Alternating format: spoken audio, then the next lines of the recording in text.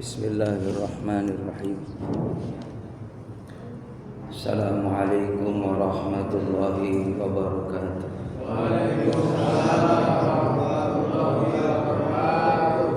Alhamdulillahi rabbil alamin, wassalatu wassalamu ala rasulillah Muhammad ibn Abdillah, la hawla wa la quwwata illa billah.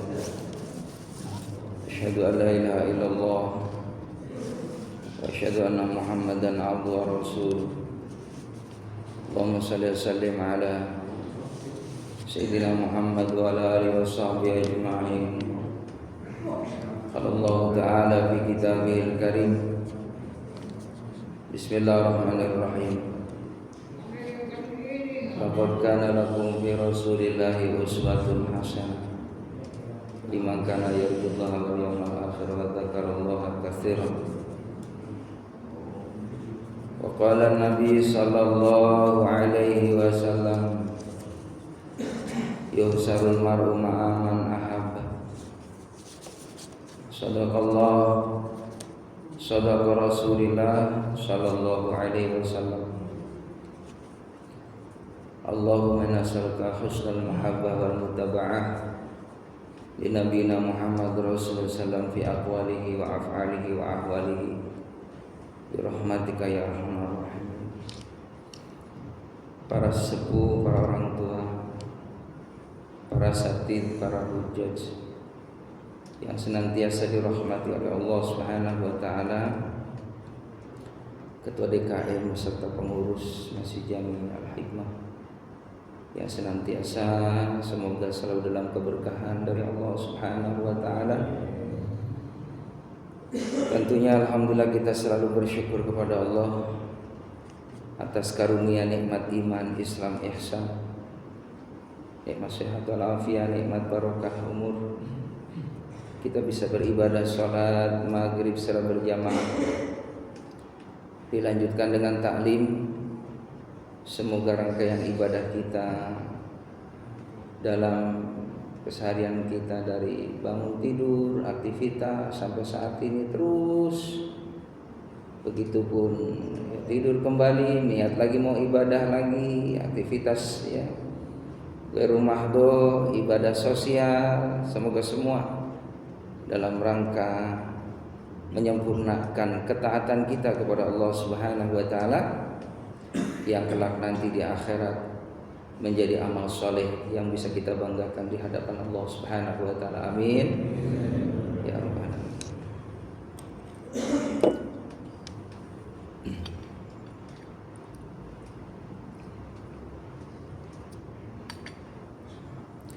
Rasa mahabbah kita, cinta kita kepada Nabi Muhammad, yang dengan cinta kita kepada Rasulullah SAW maka kita akan dicintai Allah. Kalau sudah dicintai Allah, maka semua para malaikatnya Allah di langit di bumi akan cinta juga kepada kita. Kalau sudah dicintai Allah, dicintai Nabi Muhammad, dicintai oleh semua para malaikat Allah, dicintai semua orang muslim ya di seluruh dunia, dicintai oleh makhluk Allah, para hayawan, tumbuhan ya, maka insya Allah hidup kita ini terus selalu mendapatkan limpahan kasih sayang Allah Subhanahu wa taala, hingga kita selalu ya dalam kemuliaan dari Allah Subhanahu wa taala. Karena memang dari ibadah itulah manusia istimewa di mata Allah. Tanpa ibadah kita hina. Ya. Kalau enggak ibadah manusia hina di mata Allah Subhanahu wa taala. Jadi yang membedakan mulianya seseorang di hadapan Allah ada pada ketaatannya. Jamaah rahimakumullah, kita hadiah Fatihah buat guru-guru kita, orang tua kita, jamaah kita yang sudah mendahului kita. Semoga senantiasa amalnya diterima oleh Allah Subhanahu wa taala. Juga keluarga kita yang kurang sehat, termasuk kita juga yang kurang sehat ya. Semua jamaah yang kurang sehat semoga diangkat penyakitnya oleh Allah Subhanahu wa taala. Diberikan kesembuhan, kesehatan yang sempurna untuk ibadah kepada Allah Subhanahu wa taala. Juga mudah-mudahan duduknya kita menjadi syifaun ya, menjadi penawar baik itu penyakit lahir maupun batin. Dan semoga dengan asbab kita ngaji, urusan dunia akhirat dimudahkan sama Allah Subhanahu wa taala. Anak keturunan kita, keluarga kita semuanya dibimbing oleh Allah Subhanahu wa taala. Anak-anak kita yang sudah gadis, yang sudah remaja, yang sudah pada kerja, yang belum ada jodoh, semoga dikasih jodoh sama Allah Subhanahu wa taala. Untuk menyempurnakan keislamannya di hadapan Allah Subhanahu wa taala. Ala hadhihi ni'am wa ala kulli niyatin wala hadratir rasul wala niyatil maqbul bi niyatis syifa khususan ya Allah. Al-Fatihah. A'udzu billahi minasyaitonir rajim. Bismillahirrahmanirrahim. Alhamdulillahi rabbil alamin. Ar-Rahmanir Rahim. Maliki yaumiddin. Iyyaka na'budu wa iyyaka nasta'in. Ihdinas siratal mustaqim. Siratal ladzina an'amta 'alaihim ghairil maghdubi 'alaihim waladdallin. Amin. Jamaah rahimakumullah. Bulan ini kita masih suasana bulan Rabiul Awal. Bulan yang di dalamnya manusia istimewa dilahirkan di muka bumi ini. Nabi kita Muhammad sallallahu alaihi wasallam, beliau adalah Sayyidil Anbiya wal Mursalin, penghulunya para nabi dan rasulnya Allah. Wa khatamun nabiyyin, dan penutupnya para nabi dan rasulnya Allah. La nabiyya ba'dah, tidak ada lagi nabi setelah Nabi Muhammad. Jadi Nabi Muhammad itu nabi akhir zaman untuk menyampaikan risalah kebenaran dari Allah Subhanahu wa taala. Maka telah sampailah Islam ya, dan dinikmati oleh kita bersama. Yang dulu bagaimana Nabi berjuang dalam Islam itu Masya Allah luar biasa, penuh dengan tantangan, hambatan ya, rintangan. Begitupun bertubi-tubi yang namanya ya intimidasi. Bagaimana jemaah yang dimuliakan oleh Allah Subhanahu wa taala, dari mulai kakeknya beliau ya, Abdul Muthalib itu udah diincar sama Abraha. Sama Abraha itu ya gubernur Yaman, yang memang tidak menyetujui kalau Abdul Muthalib itu seorang yang dipercaya untuk memegang kunci Ka'bah. Jadi yang memegang kunci Ka'bah itu kakeknya Nabi Muhammad. Jadi gak sembarangan, karena memang Ka'bah itu adalah Baitullah, rumahnya Allah, batu yang Allah turunkan dari surganya Allah Subhanahu wa taala, yang sampai nanti sampai hari kiamat akan dijaga yang namanya Ka'bah itu. Karena memang Ka'bah itu adalah tempat yang suci. Jadi jamaah rahimakumullah, jadi tidak sembarangan orang yang dipercaya untuk menjaga Ka'batullah, kecuali orang yang masih ada nasab keturunan dari para nabinya Allah dahulu. Kalau Nabi Muhammad ini masih keturunan Nabi Nabi Ismail alaihissalamnya. Kalau Nabi Isa itu Nabi Ishaq alaihissalam. Jadi masih keturunan Nabi Ibrahim alaihissalam. Jadi Nabi Muhammad ini adalah keturunan Nabi Ibrahim alaihissalam, dari kakek yang bernama ya Abdul Muthalib. Abdul Muthalib itu punya anak namanya Abdullah. Abdullah itu ayahnya Nabi Muhammad. Jadi Muhammad sallallahu alaihi wasallam bin Abdullah, Abdullah bin Abdul Muthalib, Abdul Muthalib bin Hashim, Hashim bin Abdul Manaf, Abdul Manaf bin Qusay bin Kilab bin Murrah bin Ka'ab bin Lu'ay bin Ghalib bin Fahr bin Malik bin Nazir bin Kinanah bin Khuzaimah bin Mudrikah bin Ilyas bin Mudhar bin Nizar bin Ma'ad bin Adnan bin Ismail bin Ibrahim alaihissalam. Jadi masih ada keturunan Nabi Ibrahim alaihissalam, Nabi kita Muhammad sallallahu alaihi wasallam. Jadi kakek beliau itu dipercaya oleh Allah Subhanahu wa taala untuk memegang kunci Ka'bah.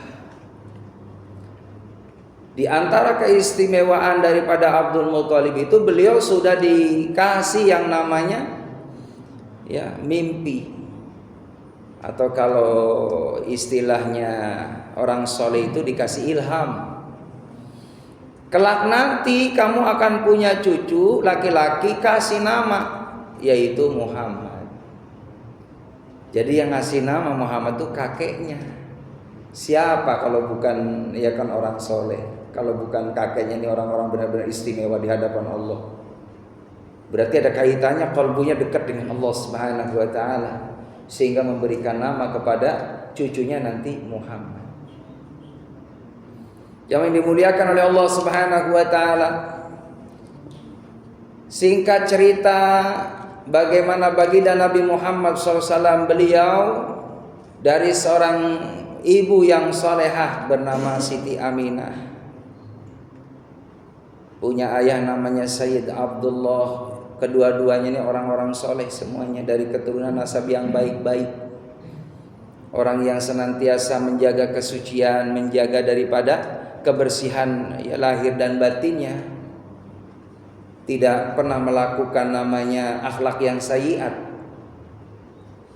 Baik itu Abdullah ataupun Siti Aminah itu punya akhlak yang mahmudah, akhlak yang hasanah, yang baik. Sehingga dari orang tua yang saleh dan salehahlah, ternyata dalam satu cerita, setelah rumah tangga maka Siti Aminah mengandung. Maka dengan kesibukan ayahnya Sayyid Abdullah, beliau berikhtiar mencari rezeki. Kadang hampir ke kota Madinah, melewati Taif, terus hampir mendekati kota Madinah mencari rezeki. Ternyata singkat cerita, jamaah rahimakumullah, ayahnya Nabi Muhammad, beliau wafat dalam kondisi sakit asbabnya. Setelah meninggal dunia, akhirnya dihabarkan, dimakamkan di daerah sana. Akhirnya kabar itu sampailah kepada Siti Aminah, istri tercintanya Sayyid Abdullah, bahwa suaminya telah gugur, meninggal dunia dalam ma'isyah, mencari rezeki di jalan Allah Subhanahu wa taala. Makanya kata Nabi, orang cari rezeki itu sama nilainya jihad, Pak. Jadi bapak ini berangkat pagi, pulang petang, niat untuk mencari rezeki yang halal. Thalabul halal wajibun, mencari rezeki yang halal itu wajib hukumnya. Jangan sampai ada rezeki yang kita peroleh dikasihkan kepada keluarga kita yang kita cintai, baik itu istri kita, anak-anak kita, zuriat kita, kita berikan makanan yang tidak disukai sama Allah. Karena itu berpengaruh kepada qalbunya, berpengaruh pada pikirannya, berpengaruh kepada semuanya, af'alnya, perbuatannya. Maka jangan dimuliakan oleh Allah Subhanahu wa taala. Kata Nabi, kalau kita keluar mencari rezeki yang halal, keringatnya jadi saksi di hadapan Allah Subhanahu wa taala, energinya semua akan menjadi saksi di hadapan Allah. Maka semua dinilai kebaikan di mata Allah Subhanahu wa taala. Jadi jihadnya bapak-bapak nyari nafkah. Jihadnya wanita di rumah adalah ngurusin anaknya. Tuh, yang ngurusin anaknya, besarin anaknya, ngedidik anaknya. Makanya yang namanya ibu-ibu itu namanya al-madrasatul ula. Ibu itu pendidikan pertama. Kalau suaminya kan kerja di luar, maka yang sering ketemu di rumah itu adalah istri kita. Maka seorang ibu itu harus memberikan pendidikan yang baik sebagai dasar buat pondasi anak-anak kita di masa yang akan datang. Bagaimana istri kita supaya tahu tentang syarat sahnya sholat, syarat rukunnya sholat, sunah-sunah sholat, batalnya sholat. makruhnya sholat. Itu diajarkanlah oleh pasangan kita ya, oleh suaminya kepada istri kita. Atau istri kita suruh ngaji supaya tahu ilmu agama. Karena nanti akan tertransfer, akan diberikan pengetahuan itu kepada anak-anak kita tadi. Madrasatul ula. Makanya itu pentingnya kita ngaji jamaah rahimakumullah. Khawatir istri kita belum tahu tentang bab itu. Lalu sampaikan itu ilmu itu kepada pasangan kita, biar nanti akan disampaikan pula ilmunya kepada anak-anaknya. Itulah pentingnya kita thalabul ilmi. Jamaah rahimakumullah. Maka singkat cerita, akhirnya Siti Aminah dengan ridhonya, dengan lapang dadanya, ikhlas karena Allah. Ya mau bagaimana lagi? Ya namanya udah ya takdir Allah. Kata Siti Aminah, ya udah, saya rela. Padahal saat itu Aminah sedang mengandung usia 6 bulan. 6 bulan. Bayangin hadirin jamaah rahimakumullah, dalam kondisi sedang ya hamil, lalu ternyata suaminya meninggal dunia di sana. Ya kondisi posisi Rasulullah pun ya Nabi Muhammad sudah menjadi yatim. Di saat usia 6 bulan dalam kandungan bundanya sudah yatim. Maka tetap dibesarkan dengan ya nasihat dari ayahnya Abdullah, yaitu Abdul Muthalib. Sabar ya, karena ini sudah ketetapan dari Allah Subhanahu wa taala, jalani. Semoga kita dalam baik-baik saja dari Allah Subhanahu wa taala, dalam lindungan Allah Subhanahu wa taala. Maka selalu diberikan motivasi oleh keluarga besarnya, termasuk ayahnya Siti Aminah itu Wahab ya. Jadi Aminah bin Wahab. Wahab ini ayahnya Aminah. Itu pun terus memberikan motivasi supaya semangat, supaya jangan putus harapan. Karena sesungguhnya Allah Subhanahu wa taala tahu rencana yang terbaik buat orang yang diuji oleh Allah Subhanahu wa taala. Jadi biasanya orang diuji itu bentuk cintanya Allah. Ujian apapun itu, baik ujian kita diberikan ya, mohon maaf, kesulitan ekonomi, itu juga bentuk cintanya Allah kepada kita agar kita ini terus banyak mujahadah kepada Allah. Banyak berdoa, banyak melakukan amal-amal yang baik di hadapan Allah Subhanahu wa taala, termasuk diuji dalam kondisi fisik kita sama. Kadang diuji sakit oleh Allah SWT. Ini bentuk cintanya Allah. Karena orang yang sakit, orang yang dalam kondisi diuji seperti ekonomi, ini juga ada manfaat yang begitu besar kata Nabi kalau tahu keutamaannya. Di antaranya kalau kita sabar ya menghadapi ujian ini sebagai penggugur dosa-dosa kita. Bertambahnya pahala dari Allah Subhanahu wa taala, diangkat derajatnya oleh Allah Subhanahu wa taala asal sabar. Jangan pernah ngeluh dari apa yang sudah ditetapkan oleh Allah Subhanahu wa taala. Makanya doanya, Allahumma inni as'aluka nafsan mutmainnah, ya Allah, kasih aku jiwa yang tenang ngadepin kehidupan ini. Kan yang namanya dunia ini kan gak ada yang tahu, Pak. Misteri rahasia Allah.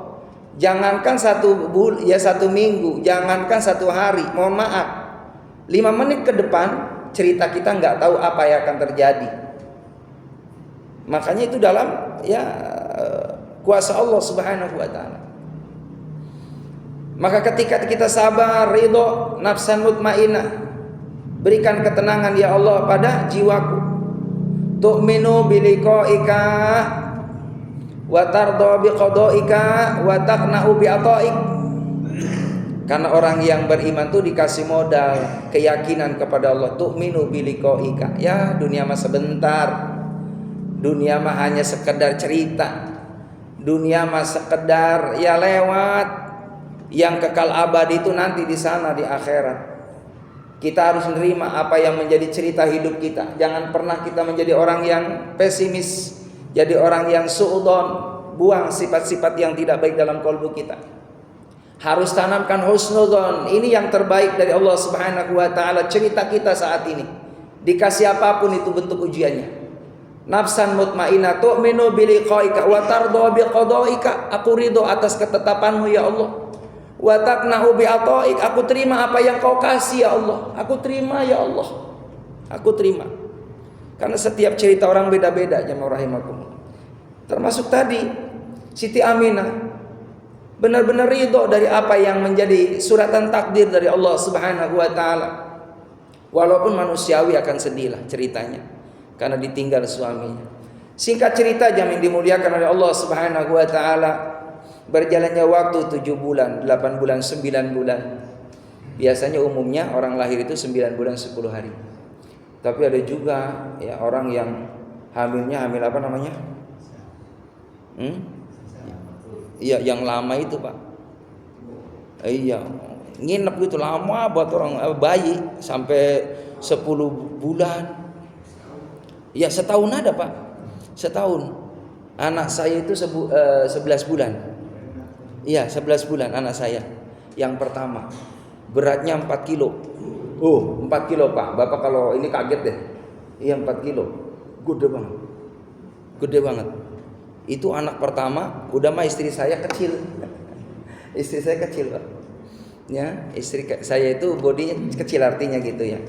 Ya, udah tawakal aja Mi sama Allah kata saya. Udah giliran periksa kata dokter udah lama banget ini ya si bayi betah katanya. Ya, di perut katanya. Maka jamaah rahimakumullah, ya syariat saya ke dokter. Kata dokter ini Ustadz waktunya untuk lahiran mau gimana pun ya emang ada waktunya. Lahiran itu ada waktunya atas kehendak Allah. Ya, atas kehendak Allah. Kalau zaman sekarang kan ada yang namanya sesar ya. Begitu. Ya dari dulu juga ada. Ya sebenarnya itu kembali kepada pengetahuan dokter yang lebih tahu tentang itu. Tapi ternyata kata dokter saat itu ya 5 tahun yang lalu ini Pak kayaknya ya normal, karena emang saya mintanya normal, istri saya juga mintanya normal, biar ya memang fitrahnya seperti itu bagusnya, supaya mengeluarkan darah normal.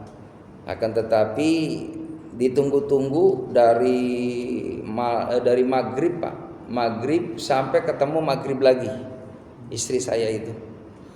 Sehingga kata dokter nih Pak Ustadz, kalau seandainya sebelum ajan anaknya bapak enggak keluar 5 menit, anak bapak dibawa ke Al-Multazam. Ya udah kata saya, bismillah karena Allah. Saya udah bawa duit Pak, udah pede banget dari rumah bawa duit 500.000. Iya, orang bidannya kenal sama saya. Ya, bidannya kenal sama saya. Itu dokternya, ya pokoknya buat Pak Ustadz 500 aja ntar lahir. Enggak taunya Pak, kalau seandainya Pak Ustadz aja nih anak bapak belum keluar nih Pak, dibawa ke Multazam, biayanya satu kurang lebih 3 juta. 25 tahun yang lalu saya nangis Pak. 5 menit lagi saya nggak punya duit. Bener Pak, 5 menit lagi nggak punya duit, kudu ngeluarin 3 juta. Saya nggak punya saat itu, pandangan dari mana nggak ada. Saya guru ngaji saat itu, guru ngaji tok. Jamaah rahimakumullah, ya akhirnya kekuatan doa saya pulang Pak. Pulang dari rumah dokter itu ke masjid ya, tempat mes saya, kurang lebih ya 300 meter. Itu kayak ngambang Pak jalan. Kayaknya berat banget jalan ke masjid. Saya mau sholat 2 rakaat, minta sama Allah.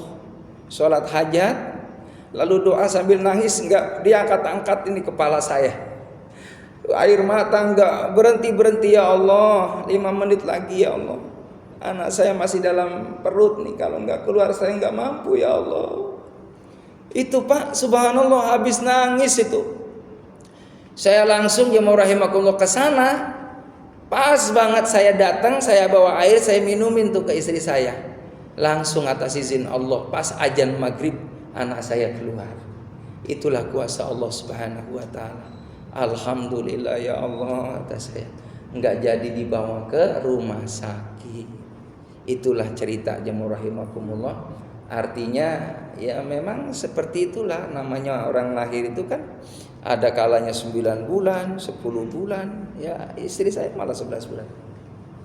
Jadi keumumannya itu 9 bulan 10 hari atau lebih dikit umumnya.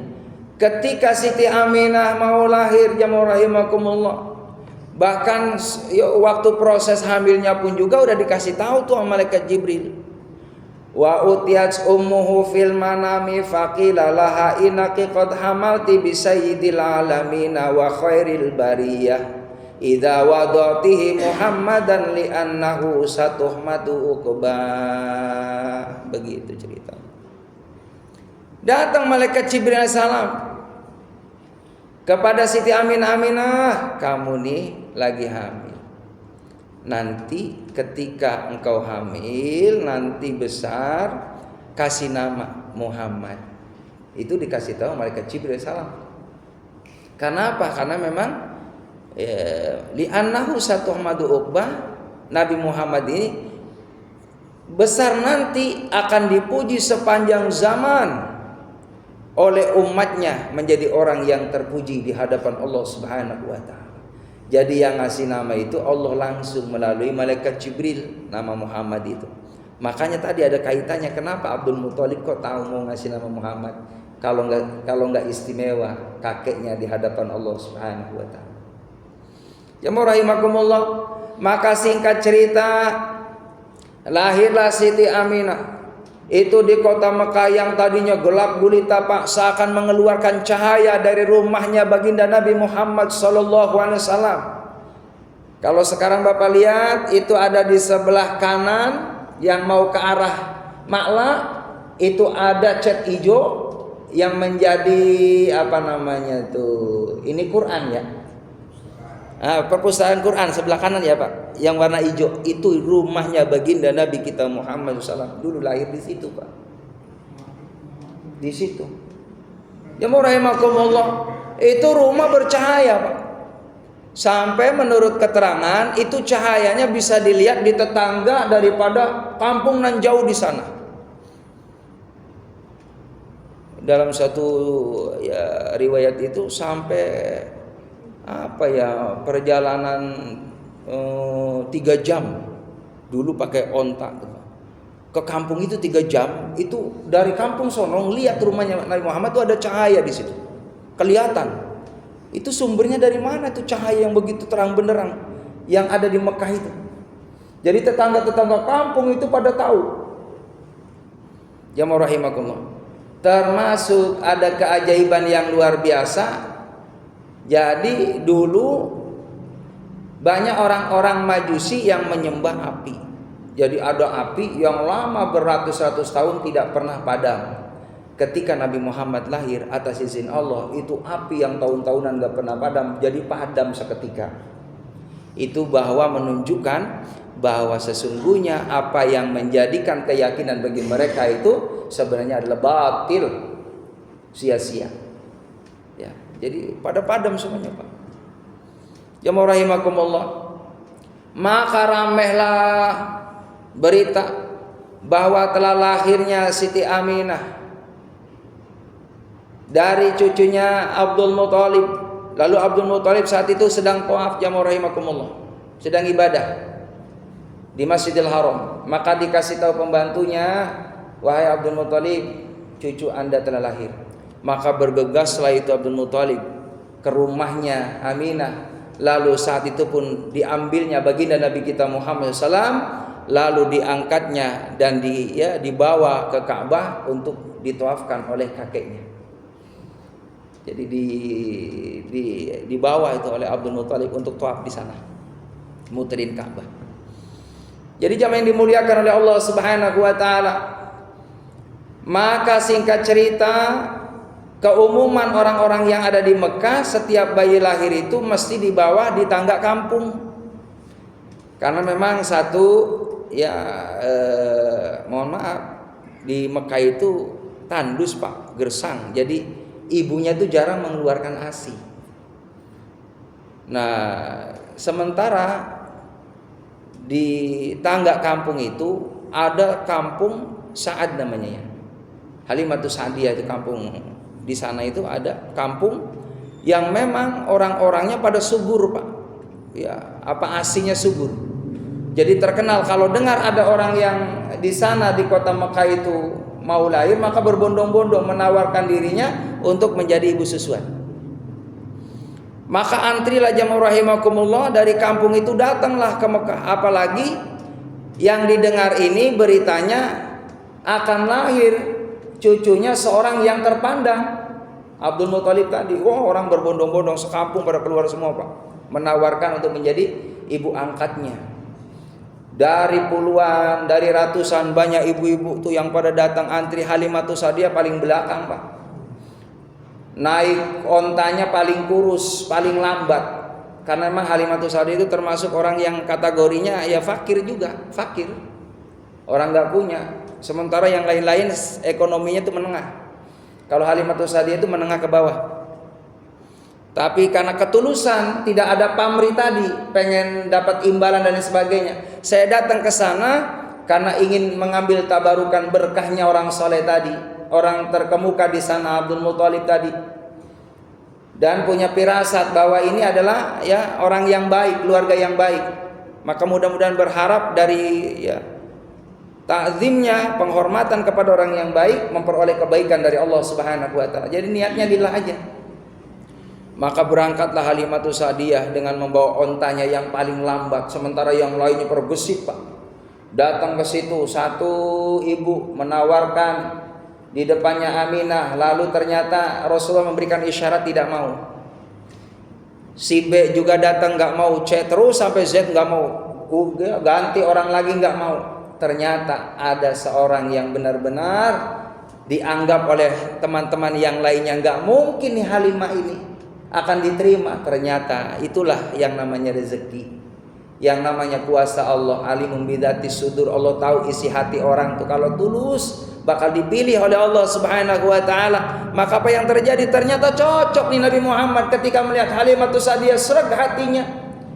Langsung senyum, langsung memberikan isyarat ini cocok. Langsunglah dipanggil oleh Siti Aminah. Ya, langsung pula dipeluknya, digendongnya, dan alhamdulillah ternyata Halimatus Sa'diyah lah seorang ibu yang dipilih oleh baginda Nabi kita Muhammad sallallahu alaihi wasallam. Singkat cerita jemaah rahimakumullah, dibawalah Nabi Muhammad ke kampungnya Halimatus Sa'diyah di sana. Dibesarkan di sana jemaah rahimakumullah. Kurang lebih antara 4 tahun lebih lah ya. 4 tahunan atau 4 tahun setengahan. Di sana akhirnya singkat cerita ya kembali lagi sudah tradisi kalau sudah siap bayi itu dikembalikan.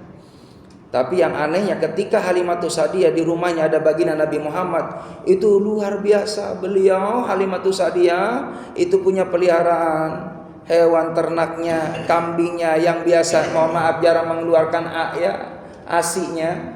Itu ternyata ketika ada Nabi Muhammad itu kambing-kambingnya semua pada subur, onta-ontanya pada subur, mengeluarkan daripada ya air susunya luar biasa banyak. Ya, bahkan bisa dikonsumsi kan. Yang namanya susu onta, susu kambing itu bisa dikonsumsi, Pak. Orang-orang Arab itu bahkan langsung meminumnya, itu jadi obat, baik onta ataupun kambing. Itu jadi obat. Ya. Maka yang dimuliakan oleh Allah Subhanahu wa taala. Ini ada kisah yang menarik di masa kecilnya Nabi Muhammad antara usia 4 tahunan. Kebetulan Halimatus Sa'diyah punya anak. Ya umumnya anak-anak kan main, Pak, biasa main gitu kan, umpet-umpetan. Ketika Nabi lagi umpet-umpetan nama ya saudara ya atau anaknya Halimatus Sa'diyah, itu Nabi jemaah rahimakumullah ternyata dipanggil oleh malaikat Jibril alaihissalam. Ketika dipanggil jemaah rahimakumullah, di situ diajak dialog oleh Nabi oleh malaikat Jibril alaihissalam. Dalam satu riwayat di bedahnya daripada dadanya Nabi Muhammad SAW di masa kecilnya itu, lalu diambil daripada ya penyakit-penyakit yang ada dalam kolbunya, yang sehingga menjadi ya, orang yang dibersihkan dari penyakit-penyakit hati, dibersihkan oleh malaikat Jibril alaihissalam atas izin Allah, atas perintah dari Allah Subhanahu wa taala. Dan yang lebih aneh lagi ketika saudaranya tadi mencari mana Muhammad mana? Ternyata jemaah rahimakumullah dijumpainya, diintipnya seakan-akan Nabi Muhammad sedang berdialog dengan seseorang dan seseorang itu tidak nampak, tidak terlihat. Maka terkagum-kagumlah itu saudaranya tadi jemaah rahimakumullah. Maka laporanlah ke ibunya. Wahai ibu, aku cari-cari Muhammad tidak ada. Ternyata ketika aku intip di situ Muhammad seakan-akan sedang berdialog dengan seseorang dan aku tidak melihatnya itu orang itu. Aku juga bingung siapa ya gerangan orang itu. Maka ya udahlah, biarin aja dulu, nanti akan pulang ke rumah. Setelah itu jemaah rahimakumullah, dirapatkan kembali itu dadanya Nabi Muhammad setelah diambil itu kotoran dalam qalbunya, menjadi manusia yang bersih di hadapan Allah Subhanahu wa taala, dan kembali sempurna lagi tubuhnya. Ulanglah baginda Nabi Muhammad SAW. Lalu cerita kepada bundanya, tadi kau cari-cari saudaramu kemana Muhammad? Aku tadi bertemu dengan seseorang. Seseorang itu telah membelah dadaku, wahai bunda. Dan aku diambil penyakit penyakit hati yang ada dalam kolbunya. Dan itu aku tidak tahu, wahai bunda, siapa. Jadi jemaah rahimakumullah, maka itulah diantaranya keganjilan gitu ya, cerita-cerita yang aneh. Sampai Halimatus Sa'diyah juga terkagum-kagum. Ini siapa ya sebenarnya nih anak ini gitu kan? Kok begitu istimewanya? Muhammad cerita katanya dibelah, tapi rapat gitu kan. Maka jemaah rahimakumullah, ya disitulah banyak keajaiban. Di sisi lain keluarganya di saat ada Nabi Muhammad tumbuh subur makmur ekonominya, rezekinya berlimpah ruah. Di sisi lain juga Nabi Muhammad yang luar biasa tadi cerita ketemu dengan seseorang, diambil penyakit kolbunya. Pantas dari kecil Nabi Muhammad itu punya akhlak yang benar-benar mulia. Nabi dari sejak kecil nggak pernah yang namanya marah, yang namanya emosi gitu, bikin kesel temennya, sahabatnya, saudaranya tuh dari kecil sudah dijaga sama Allah Subhanahu wa taala. Itu akhlak Nabi Muhammad sallallahu alaihi wasallam. Nyenengin Nabi Muhammad tuh, beliau nyenengin. Makanya Halimatus Sa'diyah juga sangat berat ketika mau dihantarkan ke Mekah itu. Cuman sudah tradisi ya, sudah perjanjian lah ikat. Nah, ini sudah perjanjian.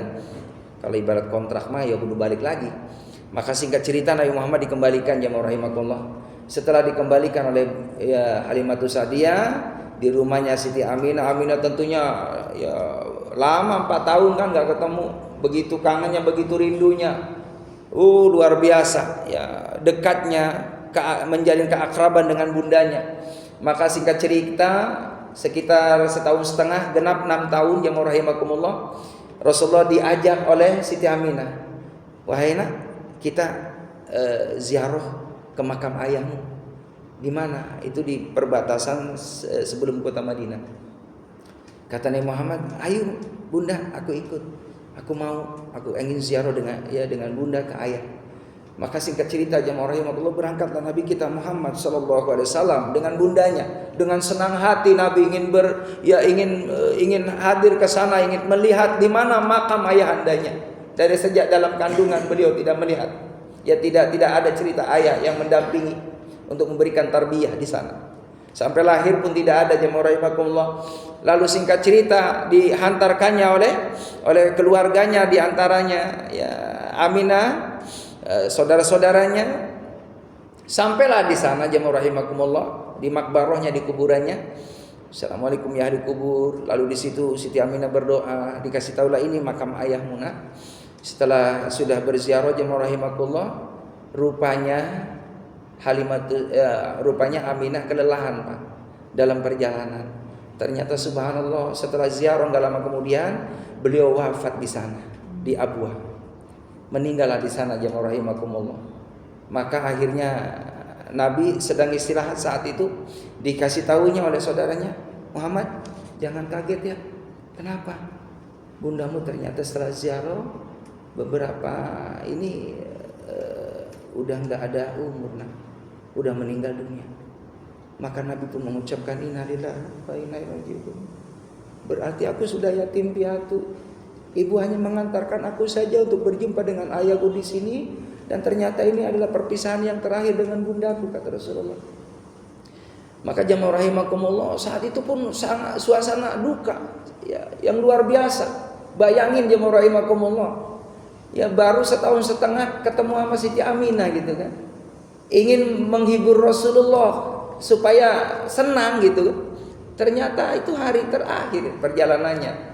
Ketika berziarah melihat makam bapaknya, ternyata di situ pula bundanya telah menghadap Allah Subhanahu wa taala. Nabi dalam kondisi duka yang luar biasa. Diam Nabi Muhammad yang rahimakumullah, aku sama siapa? Aku sama siapa? Maka singkat cerita jemaah rahimakumullah, saat itu masih ada kakeknya Abdul Muthalib. Maka Abdul Muthalib ya menyuruhnya secepatnya Muhammad dibawa ke sini. Dibawa jemaah rahimahullah, diasuh oleh kakeknya.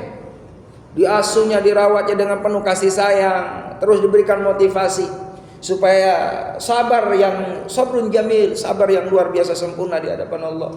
Ternyata 2 tahun dengan kakeknya, Allahu Akbar, kakeknya pun telah meninggal dunia. 8 tahun Nabi Muhammad baru dididik sama kakeknya udah meninggal dunia. Suasana pun dalam kondisi duka juga Nabi Muhammad. Bayangin Nabi dari kecil pada diuji oleh Allah Subhanahu wa taala. Singkat cerita, ternyata ada pamannya yaitu Abu Thalib. Abu Thalib memberikan nasihat kepada keponakannya. Ikhlas ridho lana, sekarang kamu tinggal dengan paman di sini. Paman sayang sama kamu. Maka jemaah rahimakumullah, diistimewakanlah oleh Abu Thalib. Di rumahnya diistimewakan, dirawat, dididik. Sampai jemaah rahimakumullah, Nabi memang dari sejak kecil tuh prihatin. Kadang beliau nggak mau ngerepotin keluarganya. Kadang Nabi juga menggembala, ingin mendapatkan upaya seikhlasnya. Jadi dari kecil Nabi kadang menggembala jemaah rahimakumullah. Yang dimuliakan oleh Allah Subhanahu wa taala. Singkat cerita, berjalannya waktu sampai usia 15 tahun. Terus beliau dididik oleh pamannya untuk bagaimana berdagang, berniaga. Ke Syam, ke Syria, ke Yaman. Nabi diajarin oleh pamannya. Ternyata yang dimuliakan oleh Allah Subhanahu wa taala dengan modal kejujuran, karena memang Nabi itu punya sifat sidik, amanah, tabligh, fatonah. Ini yang dimiliki oleh Nabi kita Muhammad SAW. Beliau memang benar-benar jujur, dapat dipercaya, juga menyampaikan kebenaran dan cerdas. Nabi Muhammad itu cerdas. Singkat cerita, yang dimuliakan oleh Allah Subhanahu wa taala, ketika Nabi Muhammad bekerja, berdagang sama seorang yang saudagar kaya raya yang bernama Siti Khadijah radhiyallahu anha. Jadi Khadijah ini seorang wanita yang saat itu posisinya, statusnya adalah janda.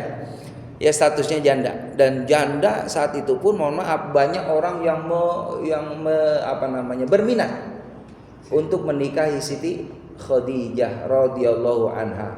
Di samping cantiknya luar biasa, juga kaya raya. Seorang yang punya modal banyak, punya usaha, bahan, kan.